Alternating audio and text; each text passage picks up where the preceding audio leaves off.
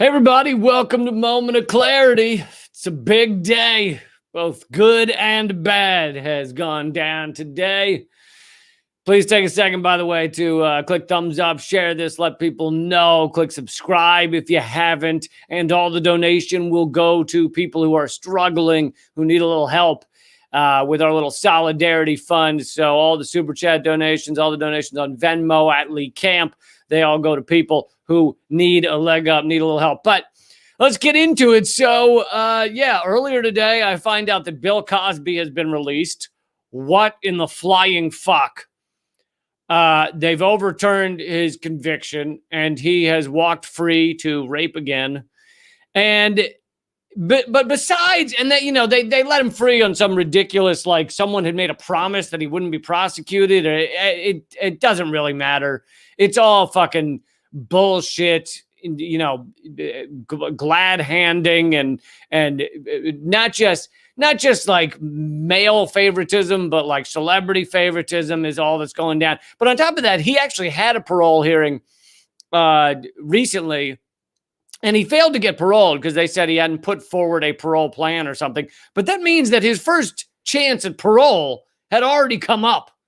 I think he served like 2 years. So apparently that was his first shot at parole. He could have been paroled then, even without this latest overturning of the judgment, which goes to show how little time he would have served, because he was prosecuted for only one of the rapes, but we know that numerous, if not dozens of women have come forward. But this is one that they actually prosecuted him on. And so he's already had his first parole. He could have been paroled earlier. And anyway, he's walking free today. Meanwhile, Julian Assange sits in prison. Think about that for a while. Just let that sink in. Just take that and just sit with it. A man who raped numerous women's, nailing it today. A man who raped numerous women spends 2 years in prison for it. And a guy who never did anything but reveal the truth to all of us about the crimes of our government and governments around the world, been in prison for essentially over 9 years, but over 2 years in Belmarsh prison, 7 in the Ecuadorian embassy. And but Bill Cosby's free to go about his way. Go back there, having a good old time, eating Jell-O pudding, doing sit-down comedy. And it's just fucking insane. But the day got better. The day got better as it went along because Donald Rumsfeld kicked the fucking bucket. So I'd like to take a moment to say, fuck that guy. Huh? We got rid of Donald Rumsfeld. And I don't know. I don't necessarily tell this story very often, but so I used to write comedy for Huffington Post. They had this is years ago. Probably over 10 years ago. They had a comedy staff and actual comedy page of people they paid. And so I would write political comedy pieces back then.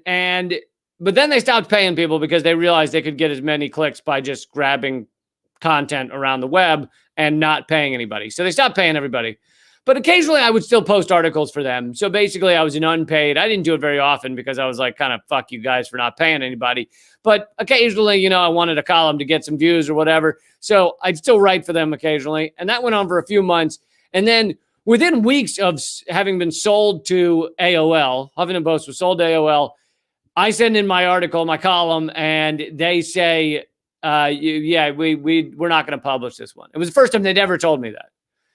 And I said, is it because I called Donald Rumsfeld a war criminal within the article, within the column? Is that the problem? Keep in mind, Huffington Post it was an ostensibly, and I suppose maybe still ostensibly, left-wing place. It's all just pro-Democrat. It's really nowadays just right-wing garbage, but right-wing for the Democrats.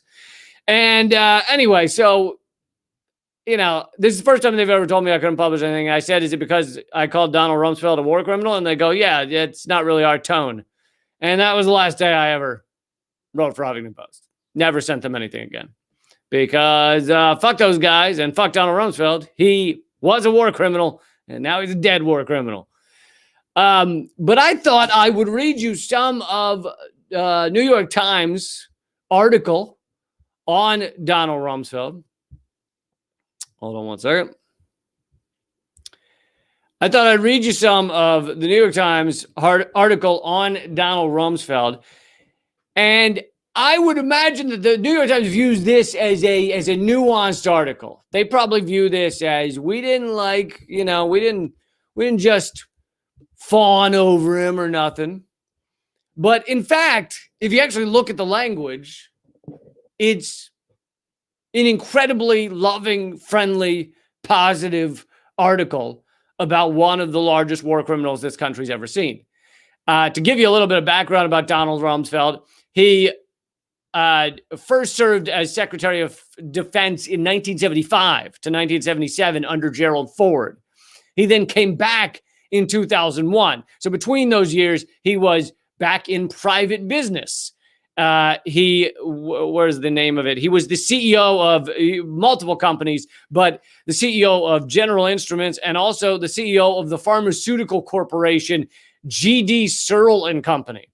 So as a CEO of Big Pharma, he probably did more harm to people's lives doing that than even as Secretary of Defense. But side note, running a company, making sure to exploit people as much as possible, steal as much as possible from them while they're in their worst time of their lives, while they're sick, while they're ill, while they've got some sort of problem. That is the company he ran. So good guy all around. He was basically as defense secretary under Gerald Ford. He was like, I feel like I could probably... I feel like I'm doing a lot of good work here as defense secretary, but I feel like I could probably harm more people as the CEO of a big pharma company. And, it's a tough call. I feel like I'm doing I would do a lot of good work in either one and really harm a lot of lives at either one. But it just feels like I could harm a few more people at a big pharma company. So he went and did that. Then George Bush comes into office and he's like, you know what? Now that I really kind of have the dream team together, Bush, Cheney, Condoleezza Rice, now that I have the dream team together, I bet I could do more harm as defense secretary. So he comes running back to become defense secretary again. But he held all kinds of positions. He was a congressperson as well for a while before defense secretary. And he comes back in 2001, Secretary of Defense, and he played a central role in the invasion of Afghanistan and the invasion of Iraq. Before and during the Iraq War, he claimed that Iraq had weapons of mass destruction. Yet, you might recall, they're still looking for those. Any day now. Gonna find those. Any day. Gonna find those weapons of mass destruction. A Pentagon Inspector General report found that Rumsfeld top policy aide developed, produced, and then disseminated alternative intelligence assessments on the Iraq and al-Qaeda relationship, which basically didn't exist, which totally didn't exist, which then included some conclusions that were inconsistent with the consensus of the intelligence community to senior decision makers. So think about this. Donald Rumsfeld is putting out data, his top aide, but that means really him because he's instructing his top aide, right? Putting out data saying that Saddam Hussein's working with al-Qaeda, which completely wasn't true. And even the intelligence community, even the fucking CIA was like, we haven't really seen that. We didn't really find any of the things you're talking about. And he's like, no, found it. Yeah, saw it. And they're like, but no, we didn't. The CIA, one of the most harmful, awful, disgusting organizations that's ever been in existence, is like saying to Rumsfeld, like, this seems a bit sketchy. I don't know about this. So he pushes that shit out there. He also was behind the use of torture at Abu Ghraib prison and the prisoner abuse there. Rumsfeld gradually lost political support and resigned in 2006. In his retirement years, he published his autobiographies and even published a book on leadership lessons from one of the most notorious war criminals who's ever lived. leadership lessons, how to be a good leader, how to tell others what to do when you really want to kill and destroy as many human beings as possible. And by the way, I just want to say, now that he's headed to the afterlife, I hope that all of his millions of dollars comes with him. I hope he's able to travel with that, because, why amass that fortune if you can't bring it with you? So I hope he's able to bring that with him. I hope all of the heads of the people he's killed, I hope he's able to bring all those with him. And, because it's probably a lot of bags to carry for that poor guy as he heads on to the afterlife. But, I hope all that goes with him, because what would be the point if it didn't, right? It would almost, if it didn't, if all that money and everything didn't come with him, then, and all of his awards, oh my God, the awards they throw at people who are CEOs and do public service, like obliterating lives overseas for the American empire. Joe Biden actually strapped the, whatever it was, the Medal of Liberty or something around George W. Bush. You can go watch the ceremony where Joe Biden put the Medal of Liberty on George W. Bush's fucking idiot throat and said, oh, what a great job Bush did for securing liberty and leadership. And so they throw all these awards at those heaps of human garbage. And I just hope he's able to bring all those with him so that he can continue to admire them. Because if you can't bring them with you, it would almost be like you lived life wrong. It would almost be like you were doing it for the wrong reasons. Your existence was for the wrong reasons. Wouldn't that be interesting if you couldn't bring it with you? Wouldn't it be interesting if the afterlife's not a real thing and this is it, and we got to make the most of it right now? Wouldn't that be interesting? Wouldn't that be interesting if right now is about right now, rather than some mystical place that no one's ever seen evidence of? So I want to read a few minutes of this New York Times. So obviously, he died. He died just a few hours ago, or the report came in just a few hours ago. And then New York Times quickly throws together their article on Donald Rumsfeld, defense secretary during Iraq War, is dead at 88. And I want to read something, because I guarantee you that in their offices, they viewed this as a very measured article. They view this as an article that was not wholly positive, not wholly negative. I bet they view this as measured. But I'm going to go through how this is not fucking measured. Mr. Rumsfeld, first of all, calling him Mr., fuck him. He deserves no fucking respect or anything else. He's a goddamn war criminal. He should have spent his last years in a fucking prison. Forget the Mr. Mr. Rumsfeld, who served 4 presidents. Served. There's that word again, served. Who did he serve? Did he serve the American people? No, dragging us into ridiculous wars is not serving us. Did he serve this country? Did he serve the people he helped murder in Iraq for no reason? Or murder in Afghanistan for no reason? Was he serving them? Who was he serving? Or was it self-serving? Was it selfish? Was it his own drive towards power and money and destruction? That's what he served. That was his God. That was his ruler. Fucking selfish greed and power and all of that garbage human tendencies for the worst humans. I'm not one of these that believes every human has this drive to murder others or something. So this was what he believed as a sociopath, and that's what he served. He served that. So if they had said that, if they had said served his own fucking selfish greed and desire to kill and desire to be a god as he decides who lives and dies, desire to be a god as he tells the American people what the reality is, even when it's not reality. If they'd said that, I would have agreed. Okay, so we're 4 words in, and I've spent 3 minutes breaking it down. Mr. Rumsfeld, who served 4 presidents, oversaw a war that many said should never have been fought. So that's my point, but they probably consider that very measured to include that in there. But he said the removal of Saddam Hussein had created a more stable and secure world. Why give what he said any time? Why? This is a disgusting human feces, shithead, war criminal, murderer, sociopath. Why give him room in the subheading of this article to tell you what he thought of what he did? Would you do that for Hitler? Would you do that for Osama bin Laden? Would you do that for any of the fucking killers that we can agree on that murdered endless numbers of people? Would you, in the subheading, put, well, he thought he was helping loads of people. He thought he was the cat's pajamas. You know? Nazi guard dead at 93, but he felt he was the cat's pajamas. Nazi guard dead, but he said he helped a lot of people. Why give him any fucking time in this?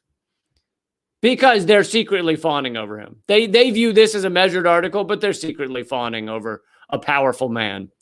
Donald H. Rumsfeld, the Secretary of Defense for Presidents Gerald Ford and George W. Bush, who presided over America's Cold War strategies. Again, all of that sounds very right. They did that to sound very impressive. And you got to understand, they don't have to say words like, oh, he's awesome. Oh, look how cool he was. They can leave out all those words and still secretly be writing an article that is meant to impress, that is meant to show the power and success of this man. A man who presided over America's Cold War strategies. And you got to remember that thanks to our endless indoctrination, our endless social engineering, people still think the Cold War was a fucking moral and legit fight to fight against the evils of communism. And so Rumsfeld helped us do that, helped us fight against these other countries. He was also part of Vietnam because I think he was under McNamara during Vietnam. And so he helped murder all those people as well. So let's not forget that. He presided over America's Cold War strategies in the 1970s and in the new world of terrorism decades later. So there you go. They've now couched this entire article. Because that is how you make someone who is a piece of shit look like they weren't so bad. Is you say to people, hey, it was a different world then, folks. It was a different world. So now the New York Times has told you this was in a world, a new era of terrorism, of bad guys trying to get us, right? Even though if you still include the 3,000 that died on 9/11, the number of terrorist killings in the United States is borderline nothing compared to any other country, compared to most other countries. And especially if you count our bombs as terrorism or our U.S.-backed coups, the deaths during those as terrorism, then the U.S. has seen relatively no terrorism, even if you count the 3,000 that died on 9/11. So, but to create this world, this couch it in this world of terrorism. Now, your average American reader, I get this, not you guys, but your average American reader gets put back in a place and they go, oh, he was protecting us. This guy was our protector. I forgot about that. What a great, good protector. Thank goodness we had Daddy to protect us. Good Daddy Rumsfeld protected us during this new era of terrorism. They then continue the wars in Afghanistan and Iraq. He died on Tuesday. Blah, blah, blah. Encores are hardly rare in Washington. Mr. Rumsfeld had the distinction of being the only defense chief to serve 2 non-consecutive terms under President Ford and then under Bush. See, distinction. Why use the word distinction unless you worship this shit? The New York Times worships defense secretaries who they've all been, at least, especially since World War II, but we've been at war 97% of the time that America has been a country. We've been at war. And the vast majority of those have not been legitimate or needed or defensive. So anyway, we'll just go since World War II, at least. The defense secretaries have been fucking war criminals. They are murderers. They are sociopaths. They view bombing innocent people overseas as not a problem, as just fine, as it doesn't even interrupt their sleep, right? That's what Mad Dog Mattis said. You know, well, how did would you bomb that wedding party? You killed dozens of innocent people headed to a wedding. Why did you do? Oh, I'm fine with that. I would do it again. That's how they view it. So anyway, Rumsfeld, only defense chief to serve two distinction. What a distinction. He was also the youngest and the oldest at 43 and 74. Oh my goodness. Wow. He was a war criminal at a young age and a war criminal at an older age. Oh, yay, says the New York Times. How impressive. What a great guy. How did he do it? It's like saying, you know, like they're talking about it like Michael Jordan, like has somehow, you know, like talking about his achievements. Like Michael Jordan is, oh my goodness, what a good guy. Look at what he's done. He hit the basketball in the rim a bunch of times. And that's how they're talking about it. This guy was a defense secretary at his young age and an old age. Oh, how impressive. And then they say, first in an area of Soviet American nuclear perils, then in an age of subtler menace by terrorists and rogue states. And let's remember that the Soviet American nuclear perils were actually being settled in back channels by JFK and Khrushchev after the Cuban Missile Crisis. And they were settling it in back channels, and that's one of the reasons that the CIA needed to take out JFK, because he was ending the Cold War, and that was not okay with them. That was not allowable. A staunch ally of former Vice President Dick Cheney. Well, there you go. That's not a positive. But even that, here's the thing, even that, why don't they say partner in crime of Dick Cheney? Because staunch ally, people, this is the manipulation of the New York Times. Staunch ally always sounds positive to us. It doesn't matter who the fuck is at the end of the sentence, because we view it as loyalty, friendship, working together. We just view it positively. Those words, like if you did a test, one of those tests of like how people feel about certain words out of context, ally, they'd go, oh, that's very nice. That's great.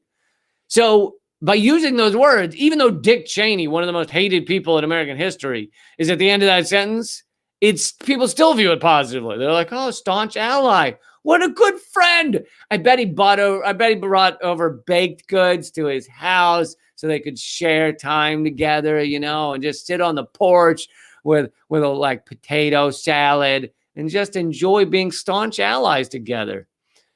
Again, positive words to describe a sociopath. Staunch ally of former Vice President Dick Cheney, who had been his protege and friend. Again, very positive word, friend for years. Mr. Rumsfeld was a combative infighter. So now those words sound bad. But here's the thing. When you hear the rest of the sentence, combative infighter who seemed to relish conflicts as he challenged cabinet rivals, members of Congress, and military orthodoxies. That, I bet you your average American views as positive. This is a guy he was combative. He was a fighter. He stood up. He relished the fight. That, and I'm not saying every culture views that as good, but in the American culture, fighter. All right. Yes, combative. Good. Okay. That's my man. Yeah. Oh, what was it? The fucking, oh, Jesus. My brain's gone. The guy who starred in Home Improvement, the comedian. But anyway, his big thing was, right? So that's, that's what they're doing right here. This was, I'm a big, tough man, combative with other people who get in my way. All right. That's what they're doing right here. He was widely regarded in his second tour as the most powerful defense secretary. Powerful, another great word. Since Robert McNamara during the Vietnam War. Like his counterpart of long ago, Mr. Rumsfeld in Iraq waged a costly and divisive. So this is the part I said they probably view as very nuanced, very, very moderate. You know, we didn't give him a positive obituary. Basically, that's what this is. Costly and divisive war that ultimately destroyed his political life and outlived his tenure by many years. But even with that, so yes, that is a negative that they're saying. But even with that, they're saying that the war destroyed his political life. Rather, Tim Allen. Sorry. Thank you, Valeri, for giving me his name. Tim Allen. Anyway, yes, Galaxy Quest. Great movie. And they totally destroyed it because it didn't get marketed well. They didn't, because the production company or whatever, the movie house didn't understand it. The studio didn't understand it, and so they didn't advertise it, and it bombed in theaters because they didn't advertise it. Also, another movie like that, Idiocracy, great movie. But had a lot of great points in it. But for one thing, they kept cutting money out of it because they hated it, which is why it looks pretty cheap. And they also, when it came out ultimately, because it makes fun of so many brands, Idiocracy, they decided to not advertise it at all. And for a long time, they wouldn't even put it out, like a year. And then they finally release it. And they finally release it. And not only do they not advertise it, but in like Rotten Tomatoes and in a bunch of online places, they didn't even give them the title. It was initially titled Mike Judge Untitled Project, because they didn't want people to watch Idiocracy because it made fun of so many companies like Starbucks, etc. That I think it was Fox Studios, maybe, that they knew they'd be working with in the future, and they didn't want to insult them. So they just did their best to destroy it. But then it basically went viral on VHS. Those were the days of VHS. Remember those things? Oh my God. You like carried this like brick around and then you shoved it in the TV. It was very sexual. You had to go and be like, and shove it in the TV. And it was weird times. I think we all felt pretty weird about it. I don't know. I was kind of more polite and romantic about it. I'd throw some lube on the VHS before I put it in the slot. But I think a lot of people were pretty rough, just jam it on in there. And it didn't feel right the way we were treating the TVs and the VCRs. It just didn't feel right. And Mass Casualty asking why my mind always goes there. Because we're human and all of our minds always go there. But anyway, let's get back to Rumsfeld for a minute. I was just saying they said that the war destroyed his political life as if it wasn't his fault. You know, this thing just destroyed his political life. No, he being a sociopath and killing, they believe 1 million people. The numbers are that 1 million people have died in Iraq. So he's responsible for 1 million deaths in Iraq. And then they go, but unlike McNamara, who offered mea culpas in 2003 documentary, The Fog of War. By the way, everyone should watch The Fog of War. Not because McNamara deserves our fucking pity and, McNamara finally saw the error of his ways. Error and era. The error of his ways, not because he deserves our pity, but because he, in that documentary, admits that the Gulf of Tonkin incident, which was used to get Congress to agree to the Vietnam War, put boots on the ground and all that shit, basically to amp up the Vietnam War, which killed God knows how many people, it wasn't real. It was a U.S. battleship firing at storm clouds. And McNamara admits it in that documentary. And it's kind of, again, New York Times is at least mentioning the documentary, but they're not mentioning that. They just said he offered mea culpas. They don't say that McNamara, the defense secretary during Vietnam, says it was all based on a lie. That's what the New York Times should say. And when Fog of War came out, I can guarantee you New York Times did not have a cover story says Vietnam War all a lie. For some odd reason, I bet you that did not happen in the New York Times. Mr. Rumsfeld acknowledged no serious failings and warned in a farewell valedictory at the Pentagon that quitting Iraq would be a terrible mistake, even though the war the country learned had been based on a false premise. Isn't that a nice way to say fucking lies? A false premise. Yes. Bombing the fuck out of it. Yes, Mark. Rumsfeld is dead. Out after bombing and killing 1 million Iraqis, it was based on a false premise, not fucking lies, not fucking bullshit sprayed fire hose level out of the faces of George W. Bush, Rumsfeld, and our Congress, all fawned over, fucking high-fived them, even though the lies were coming out of the Colin Powells and spraying out of their colon. So even though the bullshit was spraying out of their colon, the fucking Congress was voting for it, allowing it, pushing it, fucking celebrating it, going on all the goddamn TV shows and saying it's a great idea. So fuck them too. It's not just George W. Bush, not just Dick Cheney, it's not just Rumsfeld. Fuck them all for agreeing to this. And now you have them going, oh, that might not have been a good idea. Because here's the secret. Here's the secret the New York Times still won't admit. It was a bad idea because they got caught. But what they achieved in Iraq, in Afghanistan, is what they wanted: to create failed states, to create states that could not threaten them, that weren't powerful, that weren't threatening to get out of our central banking cartel, that didn't have a lot of money or a lot of strength or a lot of military. Creating failed states in these places was the goal. And that is the deeper secret that can never be revealed. The secret of like, oh, it turns out there's no WMD, that's been revealed.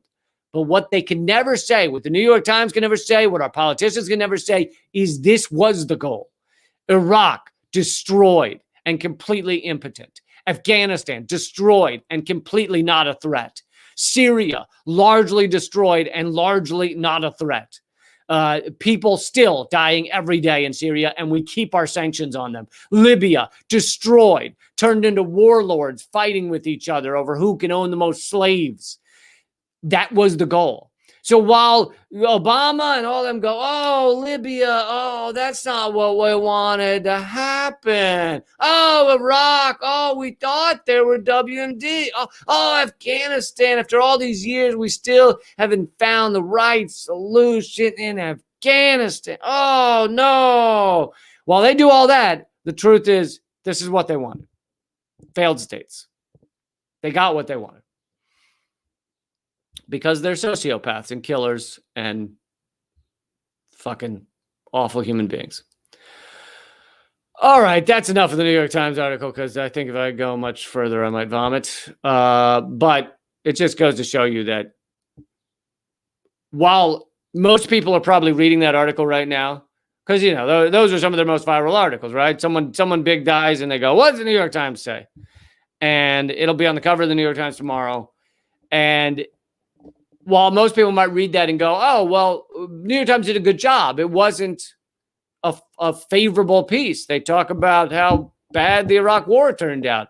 But in fact, you actually dissect it. You actually look at the terminology, and 98% of that article is favorable or making people think that these are good things. And that Daddy Rumsfeld defended us in a time of terrorism, even though he kind of outstayed his welcome with Iraq.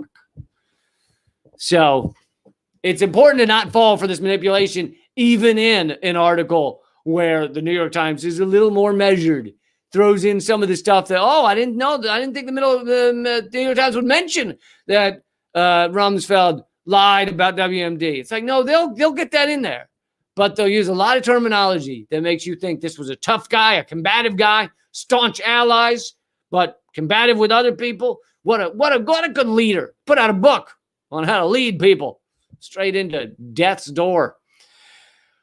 All right, guys, that's all I have time for today, but all the donations go to people who are struggling. It's our little solidarity fund. We funnel it all back to you. Oh, wow. I'm just noticing that I think it was Volante donated $50. That's fucking awesome. Truly incredible. Thanks for the donation. All of that goes to the Solidarity Fund, goes out to help people who are struggling, people who need a little help. And if that is you, you can email commoncensored@protonmail.com. Just to be clear, this is, the average we're able to give to people is around $80. So it's not, don't think that it's going to be thousands. It's just a little help. Get you through a week or two or something. Help you out in that way. So thank you guys for joining me. And check out the new Common Censored podcast. Just came out today. And that's all at leecamp.com. New redacted tonight from last Friday. But there's another new one coming out this coming Friday. And Government Secrets. Don't forget to check out that. And and if you want to support my stuff and support this, go to liberapay.com/leecamp, liberapay.com/leecamp, and keep fighting, everybody. It's an exciting time to be alive, right? Would you rather be alive at any other time? How exciting is this time? It's incredible. Keep fighting.